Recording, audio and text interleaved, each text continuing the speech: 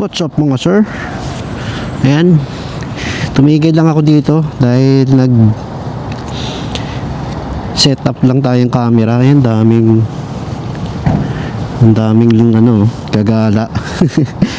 Nandito tayo sa ano, SLEX. Punta tayong Tagaytay. Ayan, si RC natin. Gagala natin si RC. Tagal ng ano eh. Ang tagal ng hindi nakaka-ride eh. Tsaka testingin pala natin tong bago nating helmet mga sir. Bumili pala tayo ng helmet. Alam niyo yung sa Inside Racing, yung bike vest, nakabili tayo doon. Yung empty, maganda yung nabili natin. Empty ano, KRE. Ayan, testingin natin. First time ko siyang ginamit, as in first time. Kanina ko lang tinanggal yung mga ano niya, yung mga plastic kanina bago umalis. Ayan, lalabas na tayo. Quick ride lang, Tagaytay. Testing ng helmet. At syempre, gagala natin si RC. Matagal na siyang hindi nakakagala. Huling ride ko, ano, December pa. December 2025. Yung huling ride ko. Isipin mo, ilang buwan na yun. April na. Holy week na. 4 months. Easy kasi.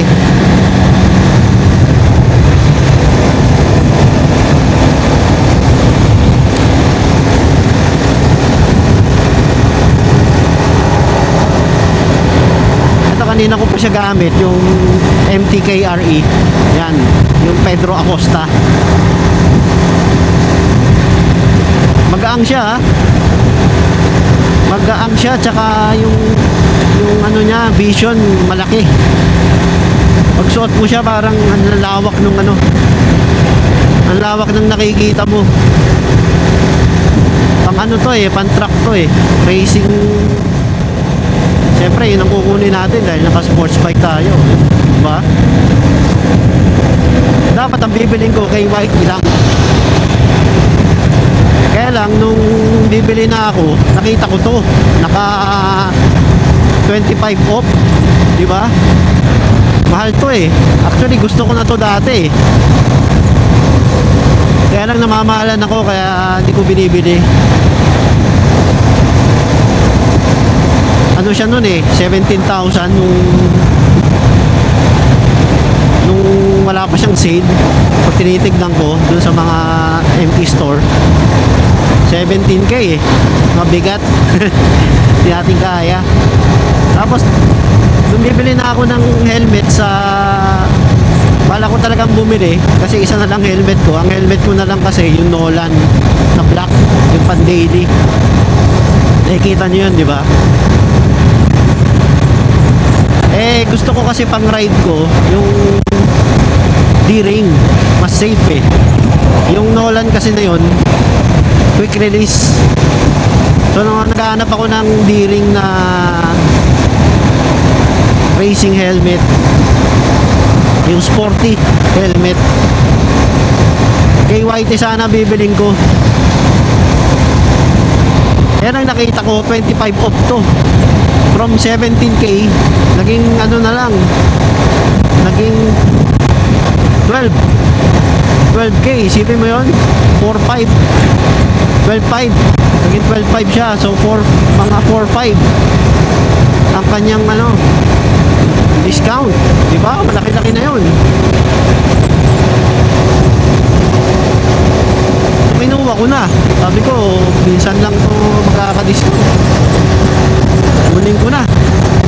12.5 eh. Eh yung budget ko naman mga 8, sabi ko dagdagan ko na lang, sige na.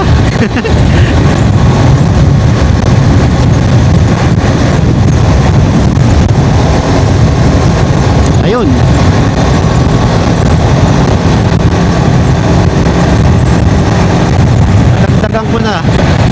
dinagdagan ko na lang. Ayun, tigit mata na lang. At least, di ba, masaya naman tayo. Tsaka, yung helmet naman natin, pang matagalan, hindi naman tayo mahilig mag-dispatch ng helmet ng agad-agad eh. Tulad nung Nolan ko, di ba? Magto 2 years na yun sa akin. So, ito, definitely, ito na yung pang long ride ko. Dati, nilo-long ride ko yung Nolan eh. Ako kasi napipilitan lang ako kasi wala na. Yun ang helmet ko eh.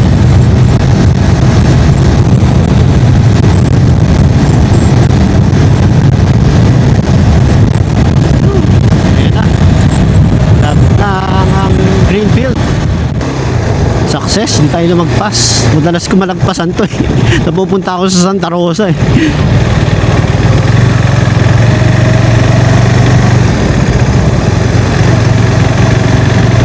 Kunti ang mga nag-ride. Baka yung iba kahapon pa eh.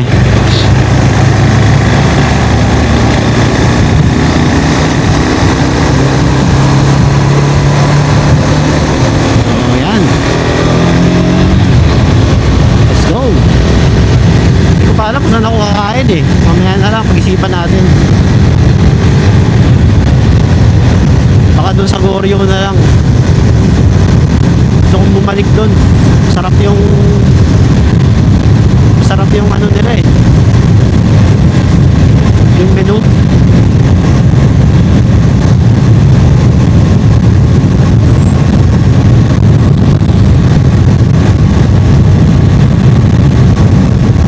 Okay itong ano, MTKRE Pedro Acosta to eh. Bagay na bagay dun sa RC natin. Mamaya ano ko, bibidyohan natin, papatong ko dun sa RC. Bagay na bagay siya, kaya na siya yung binili ko eh. Actually, yung bibiling ko sanang helmet na KYT, yung ano, yung TTC na Antonelli, bagay din eh, orange siya eh. Yun sana bibiling ko, kaya lang nung nakita ko to, sabi ko, na-inlove ako. MTKRE Pedro Acosta.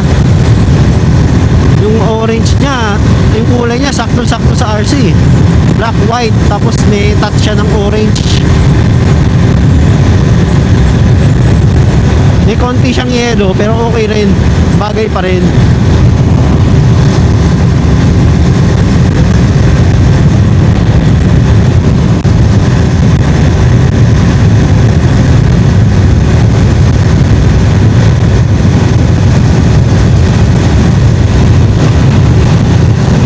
Yung nagustuhan ko sa kanya, yung pagka-orange niya, yung pagka-orange nung KTM, yung reddish na orange. Yung kasing Antonelli ng KYT, parang yung pagka-orange niya parang Repsol eh. Parang manilaw-nilaw eh. So mas bagay ito. Saka mas paporma to. Ano to eh, racing helmet talaga eh. Pan-truck talaga eh. Sabi ko, sige, todo ko na. Regalo ko sa sarili ko, di ba? Minsan lang naman tayo magregalo sa sarili natin eh.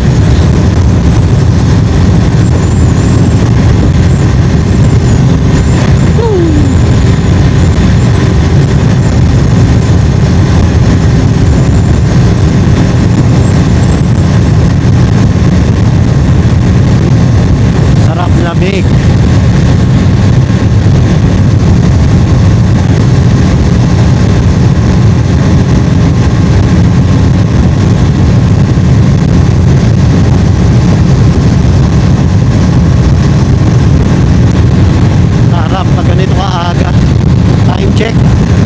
Pang 7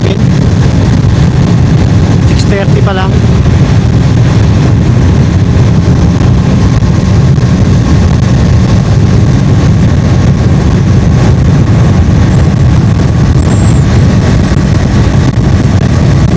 Aga akong umalis eh, 5:30 umalis na ako eh.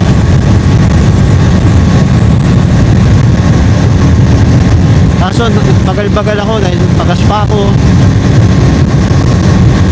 Pahangin pa akong gulong. Doon ako ng mga nagtagan eh.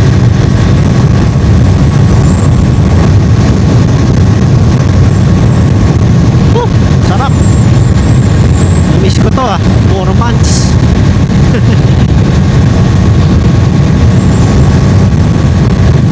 Wala na ako makaride eh. Ngayon lang, isipin mo, December yung huli ko. Ngayon lang ulit.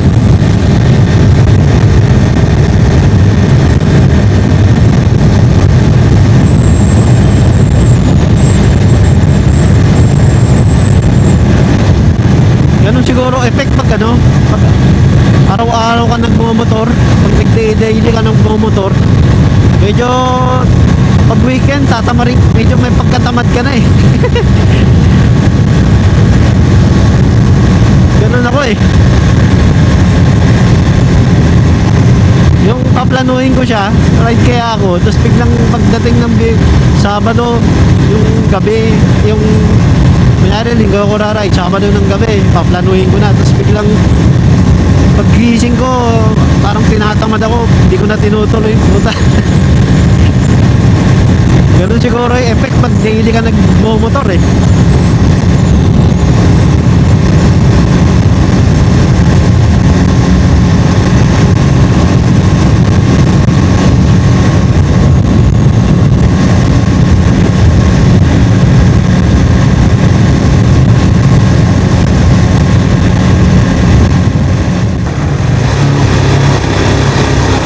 Sarap.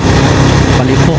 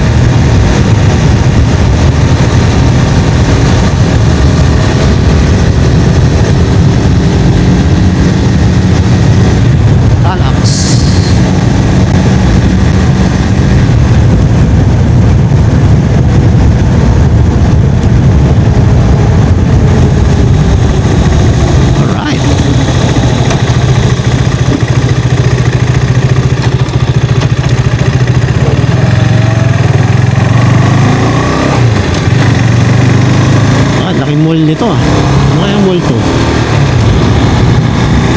Mall ba to? Oo, mga mall eh. Bali.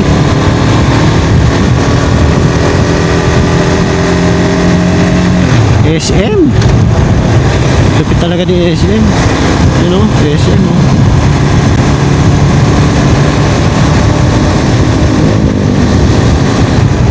Sarap mag-SM dyan. Punta tayo pag mag-open.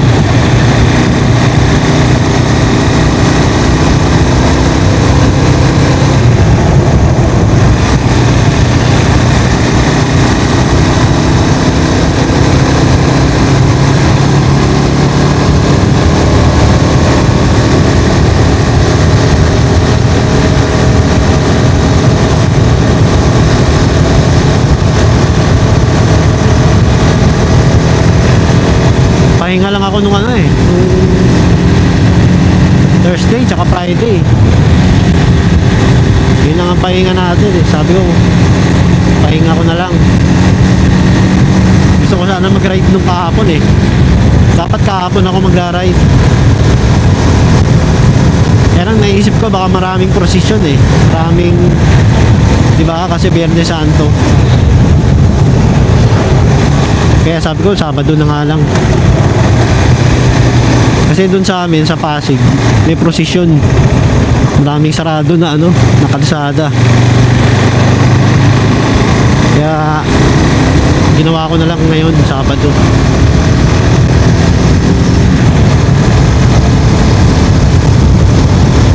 Ayan, kukunti sila Mamaya, dadami yan. Maaga pa kasi.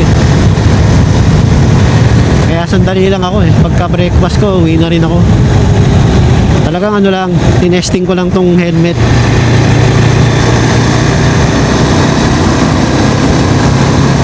Ganda. Okay siya. Tsaka ang dami niyang freebies.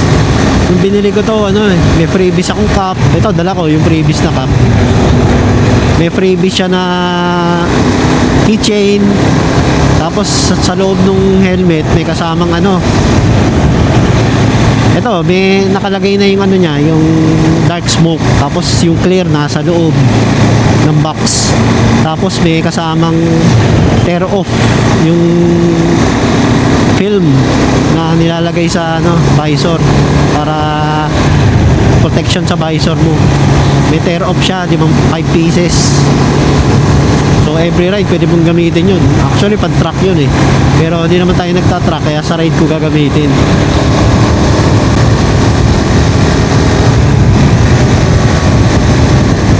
Ayan, suot ko yung tear off ngayon eh. Mamaya makikita nyo. I-picturean ko to. Bibidyohan natin na nakapatong sa RC. Kikita nyo, bagay na bagay. Para silang pinagtagpo. Meant to be.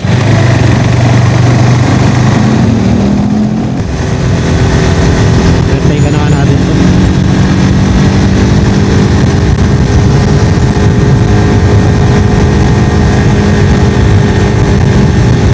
Chill ride lang.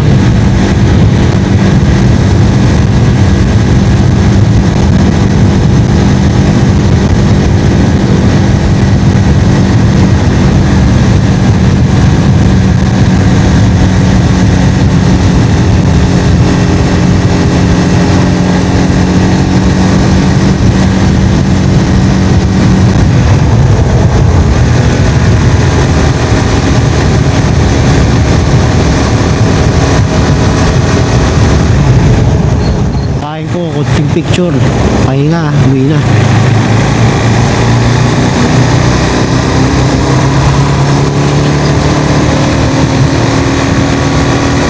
Ayoko abutin ng tanghali, ang init.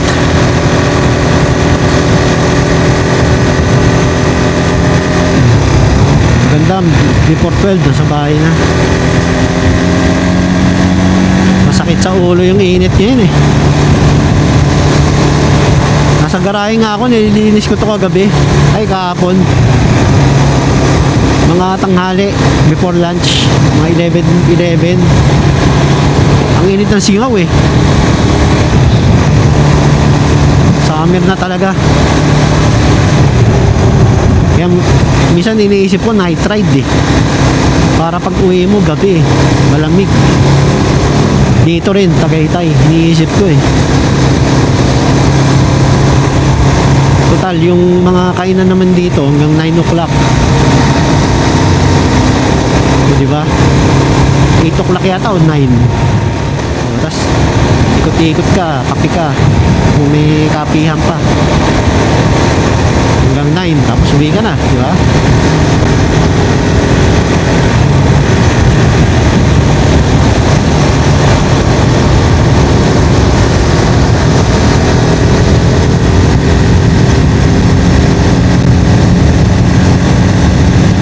Try nga natin minsan.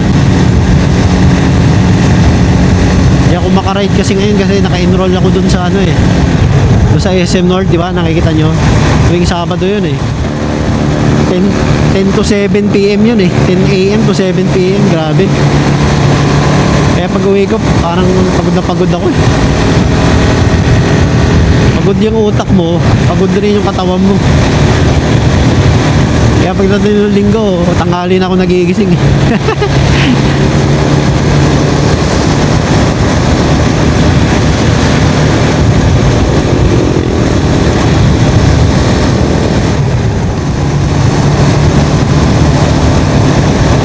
Sarap. Tuloy-tuloy, sarap ng biyahe.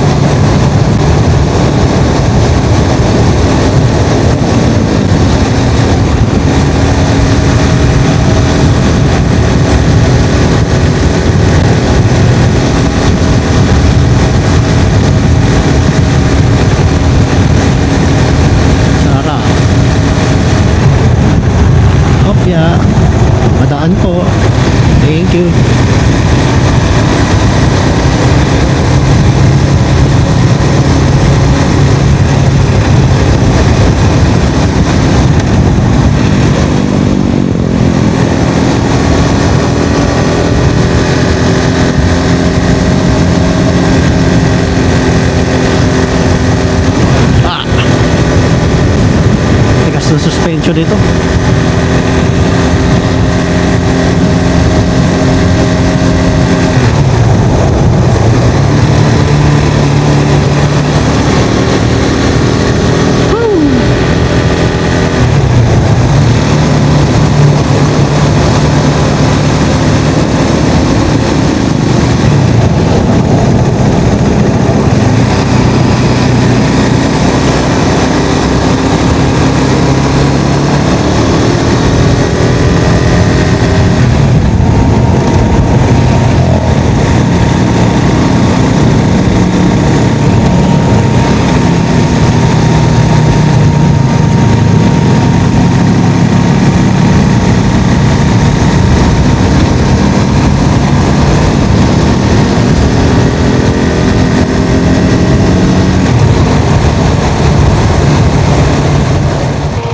Nagpagas lang tayo. 493. Ayan, oh. 493. Full tank. Bumaba siya, diba? Dati 500 plus eh. Diba? Pwede na.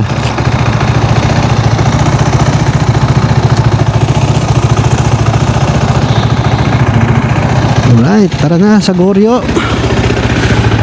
At gutom na ako.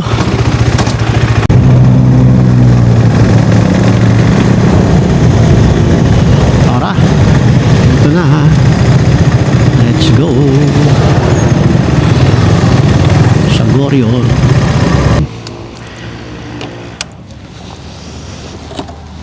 Yeah.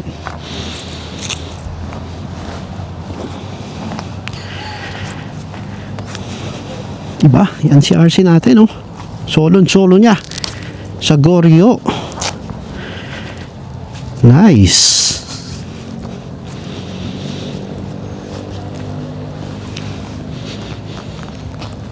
Nilagyan natin ng mga konting sticker. Ayan, oh. KTM. Tapos ito WP. Ito yung bago nating gloves. Diba? Ixon. Ayan mga sir, ito yung ating helmet. Ayan, oh, kita mo, angas.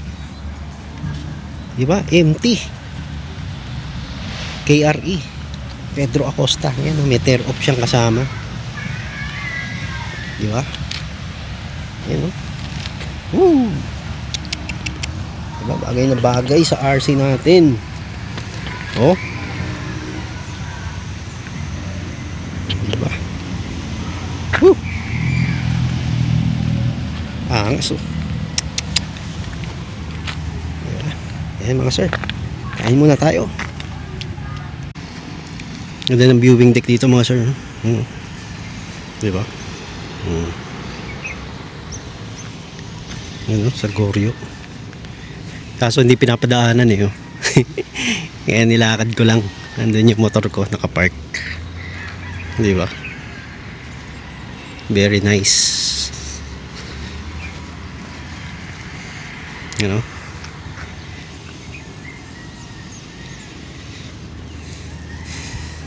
Yung helmet natin. Yeah.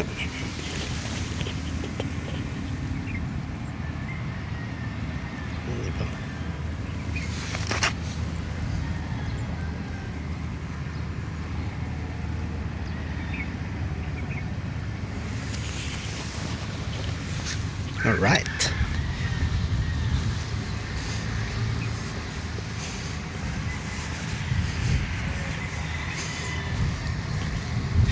Nakakatakot lang eh, walang harang.